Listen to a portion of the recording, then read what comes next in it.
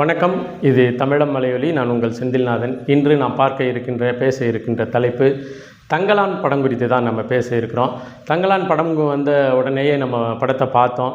படத்தை பார்த்துட்டு வெளியில் வந்து பார்க்கும் பொழுது நிறைய ரிவ்யூவர்ஸ், அதாவது தங்களுடைய விமர்சனத்தை சொல்கிறவங்க, படம் வந்து மிக அற்புதமான படம், படம் வந்து ஆகச்சிறந்த படம், இன்னும் ஒரு சில பேரெல்லாம் அந்த படத்தை பார்க்கறதுக்கு தனித்த அரசியல் அறிவு வேணும் அப்படின்லாம் சொல்லியிருந்தாங்க. ஆனால் நம்ம படம் பார்த்துட்டு வந்த பிறகு ஒரு கருத்து இருக்கும் இல்லையா, அது வந்து இவங்க சொன்ன அந்த கருத்துக்கெல்லாம் மாறுபட்டு இருந்தது. சரி, உண்மையிலேயே அரசியல் அறிவு வேணும் போல இருக்குது அப்படின்ட்டு மறுபடியும் அந்த படத்தை பார்க்க நேர்ந்தது. படத்தை பார்த்த பிறகு இதெல்லாம் ஒரு படமா அப்படிங்கிற ஒரு சிந்தனை தான் மிஞ்சுது. சரி, இந்த படத்தில் வந்து அப்படி ரசிக்கும்படியாக, அப்படி வந்து பாராட்டும்படியாக எதுவுமே இல்லையா அப்படின்னுலாம் நான் சொல்ல மாட்டேன். நம்ம முதல்ல இந்த படத்தில் எதை ரசிக்கலாம், எதை பாராட்டலாம் அப்படிங்கிறது குறித்து நம்ம பார்த்துருவோம். அதன் பிறகு இந்த படத்தில் வந்து ரஞ்சித் அவர்கள் வந்து திருந்தவே இல்லை. ஒரு ஒரு கதை இருக்கும் இல்லையா, நம்ம அந்த கதையை நான் சொல்லிட்டே இந்த விமர்சனத்துக்கு போகிறேன். அப்போ தான் உங்களுக்கு இதோட கடைசியில் இந்த கதை யாருக்கு பொருந்தும் அப்படிங்கிறது தெரியும். ஒரு அம்மா வந்து தன்னுடைய மகனை பள்ளிக்கு அழைச்சிட்டு போகிறாங்க. அந்த மகன் வந்து ரொம்ப ஆர்வமாக இருக்கிறான், எதிர்காலத்தை பற்றி பெரிய தீவிர சிந்தனையில் இருக்கிறான். அப்போ அந்த அம்மா வீட்டிலேருந்து கிளம்பும் பொழுது, நீ படித்து என்னப்பா ஆக போகிற மகனே அப்படின்னு கேட்குறாங்க. எல்லோரும் சொல்கிறத கேட்டதை வச்சு, நான் படித்து கலெக்டர் ஆயிடுவோம்மா அப்படின்னு சொல்கிறான். சரி, வாப்பா உன்னை நான் வந்து பள்ளிக்கூடத்தில் விடுறேன்னு சொல்லிவிட்டு அவனை வந்து பள்ளிக்கூடத்துக்கு போகிற வழியில் பஸ்ஸில் ஏற்றுறாங்க. கூட இவங்களும் பயணிக்கிறாங்க. கொஞ்சம் தூரம் போனோடனையுமே அந்த மகன் வந்து அம்மா நான் வந்து கலெக்டர் ஆகலை, நான் பஸ்ஸோட கண்டக்டர் ஆகணும்னு விரும்புகிறேன் அப்படின்னு நினைக்கிறான்.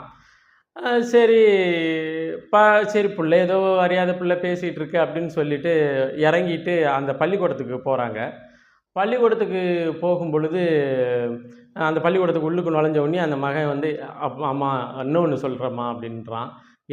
என்னப்பா சொல்லுப்பா அப்படின்னு கேட்குறாங்க. நான் கலெக்டராகவும் ஆகலை, கண்டக்டராகவும் ஆகலை, இந்த ஸ்கூலோட வாட்ச்மேனாக ஆகணும்னு விரும்புகிறேன் அப்படின்னு சொல்கிறான். அவங்களும் சிரிச்சுட்டு சரின்ட்டு பள்ளிக்கூடத்தில் விட்டுட்டு வந்துடுறாங்க. வீட்டுக்கு வந்தோடனே அவனை தனியாக உட்கார வச்சு, ஏன்ப்பா இது மாதிரி மாறி மாறி நான் இதாகணும் அதாகணும்னு சொல்கிறேன் அப்படின்னு கேட்கும் பொழுது அந்த மகன் வந்து சொல்கிறான், இல்லை எல்லாரும் வந்து கலெக்டர் உத்தியோகம் பெரிய உத்தியோகம் அப்படின்னு சொன்னாங்க. சரின்னுட்டு நான் முதல்ல வந்து கலெக்டர் ஆகணும்னு விரும்பினேன். அப்புறம் பையன் எடுத்துகிட்டு பள்ளிக்கூடத்துக்கு போகும் பொழுது ஒரு கண்டக்டர் வந்து ஆகணும்னு ஏன் விரும்பினேன்னா, அவ்வளோ பெரிய பேருந்து இருக்குது, அவ்வளோ பெரிய பஸ் இருக்குது. ஆனால் கண்டக்டர் வந்து ஒரு விசில் அடிக்கிறாரு, வந்து இந்த பஸ்ஸு வந்து போகுது, ஒரு விசில் அடித்து இந்த பஸ்ஸை நிறுத்துறாரு. இவ்வளோ சக்தி உள்ளவராக நம்மளும் மாறணும்னு எனக்கு விருப்பம் வந்துச்சு. அதனால தான் கண்டக்டர் ஆகணும் அப்படின்னு நினச்சேன் அப்படின்னு சொல்லுவான்.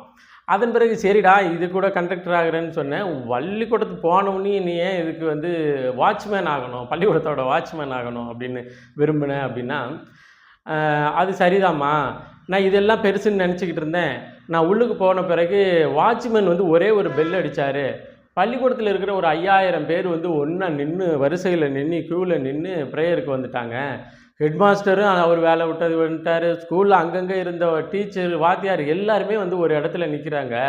அவர் அடித்த பெல்லுக்கு இவ்வளோ சக்தி இருக்குது. அதனால் அந்த பெல் அடிக்கிற வாய்ப்பு வந்து நம்மளுக்கு வந்து பள்ளிக்கூடத்து வாட்ச்மேனாக இருந்தால் தான் கிடைக்கும். அதனால் நான் வாட்ச்மேன் ஆகணும்னு விரும்பினேன். இந்த பள்ளிக்கூடத்து பையனுடைய கதையை நீங்கள் மனசில் வச்சுக்கோங்க. இந்த காணொலி பதிவினுடைய போக்கில் இதை நீங்கள் ஒருத்தரோட ஒப்பிடலாம். இந்த படத்தை பொறுத்தவரையிலையும் ஒரு பண்ணையார்னால் வந்து விரட்டி அடிக்கப்படுற, அடிமைப்படுத்தப்படுற ஒரு கூட்டம் தன்னுடைய விடிவு காலத்திற்காக இன்னொரு இடத்துக்கு, வெள்ளைக்காரனுக்கு வந்து அடிமையாக போகுது. அங்கே வந்து ஒரு தொல்குடி அந்த இடத்த பாதுகாத்துக்கிட்டு இருக்கிறாங்க. அந்த தொல்குடிக்கிட்ட சண்டை போட்டு அந்த இடத்த வந்து பிடித்து தங்கம் எடுத்து, அந்த எடுக்கும் பணியில் தன்னை அர்ப்பணித்து கொண்ட தன்னுடைய தியாகங்கள், தனக்கு இழைக்கப்பட்ட துரோகங்களை பற்றி பேசுவதாக தான் கதையினுடைய உயிரோட்டம், ஆரம்ப உயிரோட்டம். அதாவது மொத்த கதையும் வந்து அமைஞ்சிருக்குது அப்படின்னு சொல்லலாம். அமைஞ்சிருக்கணும்னு சொன்னதுக்கும் காரணம் இருக்குது, அமைஞ்சிருக்குது அப்படிங்கிற சொன்னதுக்கும் காரணம் இருக்குது. இந்த படத்தில் பாராட்டக்கூடிய விஷயம் அப்படின்னு சொன்னால் விக்ரமனுடைய நடிப்பு உண்மையிலேயே மிக மிக அசாத்தியமான நடிப்பு. ஒரு 60 வயதை நெருங்குகிற ஒரு மனிதனாக விக்ரம் அதில் நீங்கள் பார்க்கவே முடியாது. அவருடைய உடல்வாகு, அவருடைய நடிப்பு, அவருடைய திறமை, அவருடைய அந்த போட்டுக்கிட்டு இருக்கிற மேக்கப், அந்த அந்த தாங்கி இருக்கிற கதாபாத்திரத்திற்கு ஏற்ற ஒரு போக்கு அற்புதம். அது அற்புதம். விக்ரம் அவர்களை வந்து மனதார பாராட்டலாம். தன்னுடைய அதாவது அவர் வந்து டெட் எண்டுக்கு போயிட்டு வந்தேன்னு ஒரு காணொளி பதிவில் இந்த இதில் வந்து இறப்பின் விளிம்புக்கு கூட போயிட்டு வர்ற மாதிரியான சூழலில் இதில் நாங்கள் நடிச்சிருக்கோம் அப்படின்னு சொன்னது துளி கூட தவறல்ல. மிகச்சிறந்த நடிப்பு அவருடைய நடிப்பு. அடுத்து மாளவிகா மேனன் வந்து அந்த குலதெய்வ ஆரத்தியாக வர்றவங்க, அவங்களும் வந்து தனக்கு கொடுத்த கதாபாத்திரத்தை மிக சிறப்பாக செஞ்சுருக்காங்க. அதன் பிறகு பார்வதி, அதுக்கப்புறம் பசுவதி, அதுக்கப்புறம் வந்து நம்ம வெள்ளைக்காரர்களாக வர்றவங்க ஏற்றுக்கொண்ட கதாபாத்திரங்கள் தங்கள் கதைக்கு, அதாவது தனக்குன்னு இயக்குனர் அவர்கள் கொடுத்த ஸ்கிரிப்டுக்கு தகுந்தவாறு தன்னையுடைய முழு திறமையையும் வெளிப்படுத்தி நடிச்சிருக்கிறாங்க. இயக்குனர்களில், அதாவது அந்த இயக்குனர்களினுடைய, அதாவது என்ன ஏதுன்னு கேட்காம அவர் சொன்ன டயலாக்கை அவர் சொன்ன கதைக்காக நடிச்சிருக்கிறாங்க. அற்புதமான நடிப்பினுடைய வெளிப்பாடு. அடுத்து இந்த படத்தினுடைய முழுதையும், அதாவது கணத்தை, விக்ரமனுடைய அந்த படத்தினுடைய நடிப்பின் கணத்தை அப்படியே தாங்கி அப்படியே பிரதிபலிக்கிறது வந்து பின்னணி இசையும் பாடலும். அதுக்கு வந்து ஜிவி பிரகாஷ் அப்படிங்கிற ஒரு இசையமைப்பாளனுக்கு வந்து அசாத்திய திறமை இருக்குது அப்படிங்கிறத இந்த படம் காட்டுது. அற்புதமான பின்னணி இசை, அற்புதமான பாடல்களுக்கான பின்னணி இசை. அதுலேயும் வந்து அவர் செய்த பல மேஜிக், அதாவது ஒரு சுவாரஸ்யமான இசை அப்படின்னா அதை நம்ம பாராட்டலாம். ஜிவி பிரகாஷுக்கு நம்ம பாராட்டலாம். அடுத்து இயக்குனராக ரஞ்சித் அவர்கள் இதில் எப்படி நடந்திருக்கிறாரு அப்படின்னு சொன்னால், இந்த படத்தை மிக அற்புதமான படமாக, திரை காவியமாக நீங்கள் கொண்டுட்டு போயிருக்கிறதுக்கான அத்தனை வாய்ப்புகளும் இருந்தது. நீங்கள் அந்த திரை காவியமாக கொண்டுட்டு போகிறதுக்கான நடிப்பை கொட்டுவதற்கான நடிகர்களும் அங்கே இருந்திருக்காங்க. ஆனால் நீங்கள் செய்த தவறு என்னென்னா, நீங்கள் உங்கள் மண்டைக்குள்ளே ஏற்றி கொண்ட அரசியலை, நீங்கள் அரசியல் மேடைகளில் பேசுகிற அந்த அரசியலை அந்த படத்தில் அந்தந்த இடத்துல அங்கங்கே சொருகி படத்தினுடைய போக்கை, படத்தினுடைய உயிரோட்டத்தை அங்கங்கே கொலை பண்ணி வச்சுட்டாரு. இதில் எந்தெந்த இடத்துல என்னென்ன மாதிரியான கொலைகள் நடந்திருக்கு அப்படின்னு நம்ம பார்க்குறதுக்கு முன்னாடி மேஜிக்கல் ரியலிசம் அப்படின்னு ஒரு ஃபேக்டர், அதாவது மேஜிக்காகவும் இருக்கணும், ரியலிசமாகவும் இருக்கணும் அப்படின்னு நினச்சி அதன் மீது தனக்கு விருப்பம் உள்ள ஒரு விருப்பத்தை வெளிப்படுத்தணும்னு நினச்ச இவர் ரஞ்சித் அவர்கள் விக்ரமை போட்டு படாத பாடுபடுத்தி நடிக்க வச்சுருக்கிறாரு. ஆனால் அங்கே எடுபடலை. மேஜிக்கல் ரியலிசம் வந்து எடுபடலை. ஆனால் இதே மேஜிக்கல் ரியலிசம் எங்கே எடுபட்டுச்சுன்னா, 1000ல் ஒருவன் படத்தில் அற்புதமாக எடுபட்டுச்சு. ஏன்னா அதில் வந்து அந்த ஹீரோ சென்ட்ரிக்காக போகாமல் ஒரு பணியாளனாக சென்ட்ரிக்காக போகும் பொழுது அந்த பார்வையாளர்களுக்கு அந்த மேஜிக்கல் ரியலிசம், அதாவது ஒரு கற்பனை, அதாவது மேஜிக்காகவும் இருக்கணும், ரியலாகவும் இருக்கணும் அப்படிங்கிற அந்த இது வந்து எடுபட்டுச்சு, நல்லா எடுபட்டுச்சு 1000ல் ஒருவன். இங்கே வந்து அட்டர் ஃப்ளாப்பாக மாறிடுச்சு மேஜிக்கல் ரியலிசம். இப்போ இதில் வந்து ஏன் ரஞ்சித் மேலே நம்மளுக்கு இந்த படத்தின் மீது இவ்வளோ வெறுப்பு, ஏன் கோபம் வரணும்னா, இந்த படத்தினுடைய கதை தோணிக்கு ஒட்டாத பல உரையாடல்களை, பல இடங்களை, பல கான்செப்டுவல் மிஸ்டேக்கை, பல செய்திகளை குழப்பி வச்சுருக்கிறாரு. நீங்கள் மேஜிக்கல் ரியலிசம் அப்படின்னு சொல்லும் பொழுது எது ஃபிக்ஷனுக்கு சொல்கிறீங்க, எது நான் ஃபிக்ஷனுக்கு சொல்கிறீங்க, எது மேஜிக்காக உள்ள விஷயம், எது ரியலிஸ்டிக்காக உள்ள விஷயம் அப்படிங்கிறத இதில் கணிக்க முடியாமல் கதை நகருது. இன்னும் சொல்லப்போனால் இந்த சின்ன பிள்ளைங்க தன மனசுக்குள்ளே நினச்சதை அதுக்கு தொடர்பே இல்லாமல் பேசும் இல்லையா, தொடர்பே இல்லாத இடத்துல கொண்டு வந்து சொருகும் இல்லையா, அது மாதிரியான சூழலெல்லாம் இங்கே இவர் நடந்திருக்கிறாரு.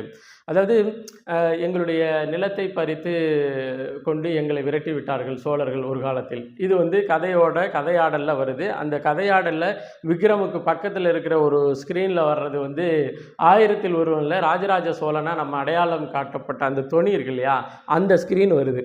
அதாவது அந்த அவங்க காமிக்கிற அந்த ஸ்லைடில் நம்ம 1000ல் ஒருவனில் பார்த்திபன் கெட்டப்புக்கு தலையில் சிவப்பு துணி அது மாதிரியெல்லாம் ஒரு கெட்டப் இருக்கும் இல்லையா, அந்த கெட்டப்பை வைக்கிறார். அவர் நேரடியாக ராஜராஜ சோழன்கிற பெயரை பயன்படுத்தலை, சோழர்கள்ங்கிற பெயரை பயன்படுத்துகிறாரு. இந்த டயலாக்கை பயன்படுத்துகிறாரு. எந்த டயலாக்கை பயன்படுத்துகிறாருன்னா, எங்களிடம் உள்ள நிலங்களை பறிச்சுட்டு ராஜராஜ சோழன் தான் முதல்ல எங்களை அடிமையாக விரட்டினார் அப்படிங்கிற அந்த டயலாக்கை பயன்படுத்துகிறாரு. இந்த டயலாக்குக்கும் இந்த படத்தின் கதைக்கும் ஏதாவது சம்பந்தம் இருக்குதா? ஏற்கனவே ராஜராஜ சோழன் இறையிலி நிலங்களை, ஒடுக்கப்பட்டவர்களின் நிலங்களை பறித்து கொண்டு பார்ப்பனச்சேரியை உருவாக்குனார்னு எந்தவித வரலாற்று புரிதலும் இல்லாமல், எந்தவித அடிப்படை ஆதாரங்களும் இல்லாமல் பேசி, அது பெரிய கான்ட்ரோவர்ஷியல் ஆகி, அதனால் வந்த எல்லா விளைவுகளையும் சந்தித்த ரஞ்சித்து, அதுதான் திருந்தாத ஜென்மம்னு சொல்லும் இல்லையா? அந்த திருந்தாத ஜென்மமாக கொண்டுட்டு வந்து எங்கள் நிலங்களை சோழர்கள் பறித்து கொண்டார்கள் என்று கதைக்கே ஒட்டாத ஒரு இடத்துல கொண்டுட்டு வந்து அந்த டயலாக்கை வச்சு அந்த ஸ்க்ரீனில் வந்து 1000ல் ஒருவன் படத்தில் காமிக்கிற சோழர்களுடைய அந்த பின்னணியோட ஒரு படத்தை காமிச்சு இதில் வந்து பண்ணினது மிக மிக மோசடித்தனம். இந்த கதைக்கு அது ஒட்டவே இல்லை. அது பார்த்தோன்னே இதை சொல்லிவிடுவோம், நம்ம மண்டைக்குள்ளே ரொம்ப நாளாக இருக்குல்ல, இதை சொல்லிவிடுவோம், நம்ம மண்டைக்குள்ளே இருக்கிறத இங்கே சொல்லிவிடுவோம். அரசியல், நம்ம மண்டைக்குள்ளே இருக்கிற அரசியலை அங்கே சொல்லிவிடணும். கதைக்கு ஒட்டலை, அது ஒரு பிரச்சனை இல்லை. அடுத்து வந்து படம் முழுக்க காமிக்கிற ஒரு புத்தர் சிலை. இவங்க எனக்கு மிக தனிப்பட்ட முறையில் இவங்க ஏன் இந்த பௌத்தத்தை பிடிச்சிட்டு இப்படி தொங்குறாங்க அப்படின்னு தெரியல. உண்மையிலேயே பௌத்தத்தின் வரலாறு தெரிஞ்சிருக்கணும், அல்லது தமிழர் சமயங்கள் குறித்த வரலாறு தெளிவும் புரிதலும் தெரிஞ்சிருக்கணும். இது ரெண்டுமே தெரியாமல் அம்பேத்கர் வந்து அவர் வாழ்ந்த சூழலில், அவர் எதிர்கொண்ட பிரச்சனைகளில் அவர் வந்து பௌத்தத்தை தெளிவினார் அப்படிங்கிறது வந்து அவருக்கு சில கான்செப்டுவெல்லாம் அது பிடிச்சிருந்துச்சு. ஆனால் அது மாதிரியான ஃபேக்ட்டு அம்பேத்கருக்கு வந்து மும்பையில் இருந்த அந்த ஃபேக்ட்டு அங்கே வாழ்வியல் சூழல் இங்கே இல்லை, தமிழ்நாட்டில் இல்லை அப்படிங்கிறது தெரியும். நீங்கள் தமிழர் மெய்யியலையும் தமிழர் பண்பாட்டு விழுமியங்களையும் எந்த அளவுக்கு வேத வைதிக மதம் வந்து கொடுமைப்படுத்தினிச்சோ, அழித்து ஒழித்ததோ, அதுக்கு ஈடாக சமணமும் பௌத்தமும் தமிழரினுடைய சமய நம்பிக்கைகளை, இன்னும் சொல்லப்போனால் தமிழர் பண்பாட்டு விழுமியங்களை அடித்து உடைச்சதில் இந்த பௌத்தமும் சேரும். பௌத்தம் வந்து தமிழருக்கு, தமிழர் பண்பாட்டியலுக்கு செய்த துரோகங்கள் என்னன்னு பெரிய புத்தகமே போட்டிருக்கிறாங்க.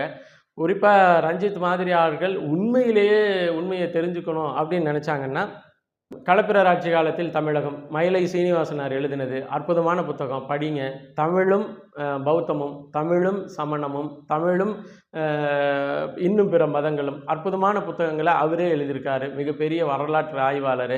அவருடைய புத்தகங்களை படிங்க. உங்களுக்கு பௌத்தம் இந்த மண்ணில் என்ன செஞ்சிச்சு, எவ்வளவு கொடுமைகளை செஞ்சிச்சு அப்படின்னு உங்களுக்கு தெரியும். அதையும் வந்து இது வந்து 1850 நடக்கிற ஒரு கதையாக, அதாவது 1850 வாக்கில் நடக்கிற ஒரு கதையாக கொண்டுட்டு வரப்படுது. ஆனால் 1850 வாக்கில் அது போன்ற ஒரு புத்தர் சிலை இங்கே ஒரு பெரிய இடங்கள்லையோ, அல்லது நீங்கள் சொல்கிற கேஜிஎஃப் கோலார் கோல்டு ஃபேக்ட்ரி ஃபீல்டில் வந்து இருக்குதா அப்படிங்கிற ஒரு எந்தவித ஆதாரமும் இல்லை. அது மாதிரி தனக்கு பீம்ஜி அப்படின்னு நம்ம ஏற்றுக்கிட்டோம், நீலம் ஃபவுண்டேஷனை நம்ம வச்சுருக்கிறோம், பீம்ஜின்னு ஒன்று நம்ம ஏற்றுக்கிட்டோம், அம்பேத்கரை வந்து நம்ம பீம்ஜியாக நம்ம பார்க்குறோம். அப்போ பீம்ஜின்னு சொல்கிற அம்பேத்கர் வந்து புத்தரை வந்து முன்னிறுத்தினார், அதனால் நம்ம முன்னிறுத்தணும். சரி, எல்லாம் முன்னிறுத்துங்க, அதெல்லாம் ஒன்றும் இல்லை. இங்கே யார் வேணாலும் பின்தொடர்வதற்கும் முன்னிறுத்துவதற்கும் எல்லா உரிமைகளும் உண்டு. ஆனால் கதைக்கே தொடர்பு இல்லாமல் இது கோலார் தங்கவயல் அந்த இடத்துல வந்து புத்தர் சிலையை வச்சு அதை ஒரு குறியீடாக்கி, அந்த குறியீடை வந்து கொண்டுட்டு போய் அந்த குறியீட்டில் வந்து புத்தர் சிலையை வந்து கழுத்தை வெட்டுற மாதிரி, இதெல்லாம் வந்து இந்த கதையோடு ஒட்டாத தன்னுடைய மண்டைக்குள்ளே இருக்கின்ற அரசியலை எப்படியாச்சும் வெளிப்படுத்தணும் அப்படிங்கிற போக்கை தாண்டி வேறு எதுவுமே இல்லை. இன்னொன்று குலதெய்வ வழிபாடு. குலதெய்வ வழிபாடில் வந்து ஒரு இடத்துல குலதெய்வ வழிபாடுனால சாதி பெருக்கம் நடக்குது, சாதி சண்டைகள் நடக்குது. இதே ரஞ்சித் பேசியிருக்கிறாரு, நீங்கள் வேணா பாருங்கள். குலதெய்வ வழிபாட்டு முறையால் சாதி சண்டைகள் நடக்குது, ரஞ்சித் பேசியிருக்கிறாரு. ஆனால் இங்கே வந்து ஒரு குலதெய்வம் தான் அந்த இடத்த காப்பாற்றுறது அப்படிங்கிற போகிற ஒரு கதை ஓட்டத்தை கொண்டாந்து வச்சுருக்கிறாரு. எனக்கு தெரிஞ்சு எந்த ஒரு குலசாமியும் இவ்வளோ அக்ரெசிவாக, அதாவது பெரிய ஆக்ரோஷமாக கொண்டுட்டு வந்து மோதுற மாதிரி, அது மாதிரி மோதுற இடத்துல வந்து ஒரு மேஜிக்கல் ரியலிசத்தை கொண்டுட்டு வந்து, கடவுளை வந்து ஒரு கற்பனைவாதமாக கொண்டுட்டு வந்து, அப்படியெல்லாம் கொண்டுட்டு வர்ற எந்த அவசியமும் இல்லை. அதெல்லாம் இந்த கதை ஓட்டத்துக்கு பொருந்தவே இல்லை. இன்னொன்று வந்து பூநூல் போட்டுட்டு செய்கின்ற சில வேலைகள் குறித்து, அதெல்லாம் இல்லை. இந்த பூநூல்ங்கிறது வந்து பிராமணர்களின் குறியீடு இல்லை. அந்த காலத்தில் அறிவுசார் தளத்தில் ரொம்ப மதிநுட்பம் வாய்ந்த வேலைகளை செய்கிறவங்கெல்லாம் அணிந்திருக்கின்ற ஒரு சிறப்பு தகுதியாக பூநூல் பார்க்கப்பட்டது. இதெல்லாம் இந்த வரலாற்றெல்லாம் தெரிஞ்சுட்டு, இந்த வரலாற்றோடு இந்த படம் வந்து ஒழுங்காக எடுக்கப்பட்டிருக்குமா அப்படின்னா, உறுதியாக ஒரு முறைக்கு இருமுறை பார்த்தவன் என்பதன் அடிப்படையில் சொல்கிறேன், இந்த படம் அந்த முறையில் எடுக்கப்படலை. நடித்தவர்கள் அனைவரும் உயிரை கொடுத்து நடிச்சிருக்கிறாங்க. ரஞ்சித் அவர்கள் இதுதான் கிடைச்சிச்சு சாக்குன்னு சொல்லிட்டு தன்னுடைய ஆள் மனசில் இருக்கின்ற அறியாமையெல்லாம் கதையாக கொண்டுட்டு வந்து அங்கங்கே சொருவி ஒரு தெளிந்த நீரோடை போன்று போக வேண்டிய கதையின் போக்கை அசிங்கப்படுத்தி அப்படியே கொண்டுட்டு போய் எது ஃபிக்ஷன் எது நான் ஃபிக்ஷன் எது வந்து மேஜிக்கு எது ரியலிசம் எதுவுமே தெரியாத அளவுக்கு கொண்டுட்டு வந்து கடைசியில் வந்து இந்த நம்ம குலசாமியாக இருக்கிற முனீஸ்வரன் தான் நம்ம குலசாமியாக இருக்கிற முனீஸ்வரன் தான் புத்தனாக மாறினார்னு ஒரு பொய்யான கதையை கட்டமைச்சு இந்த படத்தை முடித்து இதில் வேறு 2வது பாகத்துக்கு கொண்டுட்டு போய் ஒரு கோடை வச்சுட்டு போயிருக்கிறாரு. உண்மையில் நம்ம இந்த படத்தை பார்த்துட்டு கொண்டாடினவங்க பேசினவங்க இவங்களெல்லாம் பார்த்துட்டு என்ன எதுக்காக இதை இப்படி பண்ணுறாங்க என்ன காரணம் அப்படின்னெல்லாம் நம்ம யோசிக்கும் பொழுது அவங்களுக்கு இதை தாண்டிய எதிர்பார்ப்போ அல்லது ஒரு அதாவது இந்த படக்குழுவினராலேயோ அல்லது இந்த படத்தின் மூலமாக எதிர்காலத்தில் இருக்கின்ற நகர்வுகளினாலேயோ ஏதோ ஒரு அனுகூலங்கள் இருந்திருக்கலாம். நமக்கு எந்த அனுகூலமும் இல்லை. இந்த படத்தை நம்ம என்ன பார்த்தோமோ இங்கே என்ன படத்தில் எடுத்து வச்சிருக்கிறாரோ அதன்படியே அதை அப்படியே சொல்லி இந்த படத்தை நம்ம பேசியிருக்கிறோம். நடிகர்கள், இசையமைப்பாளர், படத்தொகுப்பாளர், இந்த சினிமாட்டோகிராஃபர் இது எல்லாமே ரொம்ப அற்புதமாக பண்ணியிருக்காங்க. இந்த காஸ்டியூம் டிசைனரை தான் கொஞ்சம் கவலைக்குள்ளானவராக பார்க்கணும். நீங்கள் அதாவது 1850 எடுத்த ஒரு படம் அந்த காலகட்டத்தினுடைய கதை அப்படின்னு சொன்னால் நீங்கள் யாத்திசை படக்குழுவில் வந்து இதுக்கு முன்னாடி இருந்த நடந்த காலகட்டத்தில் நடந்த படத்தையே படமாக்கி அதற்கு ஏற்றப்பில் காஸ்டியூம் எல்லாம் டிசைன் பண்ணி வச்சுருந்தாங்க. நீங்கள் அழகாக அவங்கள கூட அணுகி அந்த காஸ்டியூம் டிசைனில் சில அணுகுமுறைகளை கேட்டு தெரிஞ்சிருக்கலாம். காஸ்டியூம் டிசைன்லேயே ரொம்ப சொதப்பல். அதில் வந்து நான் அடையாளப்படுத்துகிறேன், நான் வந்து சில குறியீடுகள் மூலம் செய்திகள் சொல்கிறேன், அதை செட் ப்ராப்பர்ட்டி மூலமாக வந்து நான் என்னுடைய இன்னர் பாலிட்டிக்ஸை வந்து எக்ஸ்ப்ளோர் பண்ணுறேன் அப்படிங்கிற இடமெல்லாம் இந்த கதைக்கு ஒட்டாத அபத்தத்தினுடைய நீட்சி. அப்படி தான் நம்ம இந்த படத்தை புரிஞ்சுக்கிட்டோம். இந்த படத்தை இதெல்லாம் ஒரு படமா அப்படின்னு நம்ம போகிற போக்கில் கேட்டுறக்கூடாது. ஏன்னா அவருடைய அரசியலை வெளிப்படுத்துவதற்கு ஒரு கடினமான உழைப்பை கொட்டி இருக்கிறார் இயக்குனர் என்ற முறையில் ரஞ்சித். அவருடைய படத்தில் நம்ம நடிக்கலாம், அது வந்து ஒரு சக்ஸஸ்ஃபுல் மீட்டாக அமையும்னு சொல்லி சியாம் விக்ரம் வந்து மிகப்பெரிய உழைப்பை கொட்டியிருக்கிறாரு. படத்தில் நடித்தவங்க எல்லாருமே உழைப்பை கொட்டியிருக்கிறாங்க. இதில் எந்த மாற்று கருத்தும் இல்லை. இந்த காணொலி பதிவினுடைய தொடக்கத்தில் ஒரு கதை சொன்னேன், ஒரு பள்ளிக்கூடத்தின் பையனுடைய கதை. அவன் எப்படி ஒவ்வொரு இடத்துக்கு தகுந்த மாதிரி இதை கொண்டுட்டு போகிறான் அப்படின்னு. அந்த கதை வேறு யாருக்கும் பொருந்ததோ இல்லையோ இயக்குனர் ரஞ்சித் அவர்களுக்கு இந்த ஒரு படத்துலேயும் பொருந்தும், அவர் என்டையர் ஃபிலிம் கேரியர்லேயும் பொருந்தும். என்டையர் ஃபிலிம் கேரியரில் பார்த்தீங்கன்னா நீங்கள் இது அட்டகத்தியில் அவர் என்ன மாதிரியானது, அதன் பிறகு மெட்ராஸு, அதன் பிறகு அவருடைய நீட்சி நட்சத்திரம் நகருகிறது வர நம்ம இதில் போவோமா இதில் போவோமா அல்லது இதில் வந்து இதுதான் நம்மளுடைய சேனலா, இதுதான் நம்மளுடைய ஃபோக்கஸா அப்படின்னு எந்தவித புரிதலும் இல்லாமல் ஒவ்வொரு இடத்துலையும் கொண்டுட்டு போகிறது மாதிரி இந்த படத்தினுடைய கதையிலையும் நம்ம முதல்ல உழைப்பாளிகளினுடைய வர்க்க அரசியலை நம்ம இதுங்கிறோமா, அவர்களுடைய விடுதலை குறித்து பேசுகிறோமா, அல்லது வந்து பண்பாடு குறித்து பேசுகிறோமா, அல்லது வந்து வரலாறு குறித்து பேசுகிறோமா அப்படிங்கிற எந்த ஐடியாலஜியும் இல்லாமல் அந்தந்த இடத்துல என்னென்ன தோணுதோ அந்தந்த இடத்துல செஞ்சுட்டு அது வந்து ஒரு மிக்ஸ்டு, அந்த சின்ன பையனுடைய விருப்பம் எப்படி கோலாக மாறுதா இல்லையா அப்படிங்கிற மாதிரி ஒரு இடத்துக்கு தகுந்த மாதிரி அது மாறிக்கிட்டே போகிற சூழல் தான் இந்த படத்தை பொறுத்தவரையிலையும் ரஞ்சித் அவர்கள் கையாண்ட விதம். ரஞ்சித்தை அந்த சின்ன பையன் எடுத்துக்கிட்ட, அதாவது எதற்கெல்லாம் ஆசைப்படணும், எந்த இடத்துலலாம் போய் நம்ம நிற்கணும்னு ஒரு தெளிவற்ற சூழல் இல்லாமல் அரசியல், அது வரலாறு, பண்பாடு எல்லாத்தையும் போட்டு ஒரு குழப்ப வச்சிருக்கிற ஒரு சூழல் தான் இந்த படத்தில் காண முடியுது. நீங்கள் படத்தை வெறும் என்டர்டெயின்மெண்ட்டாக போய் பாருங்கள், ஆனால் இந்த படத்தை ஒரு ரியல் ஸ்டோரி, இது வந்து ஒரு அரசியல் புரிதலுக்காக இதை நான் பார்க்குறேன், இதில் ஒரு ஸ்டோரி கலந்த அரசியலை நான் புரிஞ்சுக்கிறேன், இதில் வந்து ஒரு கதை இருக்குது, இந்த கதை வந்து நமது தொன்ம மரபினரின் கதை, இது பண்பாட்டு விழுமியத்தை நமக்கு சொல்லுகிற கதை என்ற அளவில் தயவு செய்து போகாதீங்க. அத்தனையும் போய் இதில் வந்து முனீஸ்வரன் குறித்தோ, பௌத்தம் குறித்தோ, குலசாமி குறித்தோ, இன்னும் அவர்கள் காட்டப்பட்ட வரலாற்று அடையாளங்கள், குறியீடுகள் மூலம் வெளிப்படுத்தப்பட்ட செட் ப்ராப்பர்ட்டி, பாலிடிக்ஸ் எதுவுமே உண்மை இல்லை, உண்மைக்கு நெருக்கமும் இல்லை என்பதை பதிவு செய்து மீண்டும் ஒரு காணொளி பதிவில் இணைவோம். நன்றி, வணக்கம்.